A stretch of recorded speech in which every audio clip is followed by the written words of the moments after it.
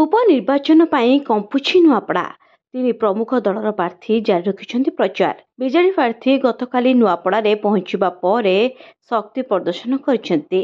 विशाल शोभायात्रा करी पतियार देखाइछन्ति स्नेहांगिनी छुरिया। आज नामांकन भरिबे बोली जणा पड़िछि। नुआ रणनीति सह आगुक बढ़ुछि बीजेपी और कांग्रेस प्रार्थी।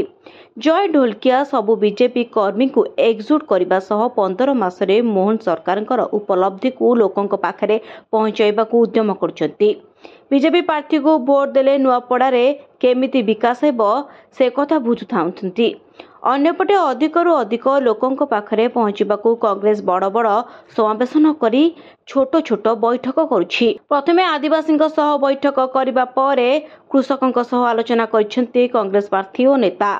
विपर्यस्त आईन श्रृंखला धान मंडी भली प्रसंग करी भोट मागुछन्ति। विशाल पटुआर जाई बीजेपी प्रार्थी जय ढोलकिया और कांग्रेस प्रार्थी घसीराम माझी प्रार्थी पत्र दाखल करिवे। ब्यूरो रिपोर्ट न्यूज दुनिया।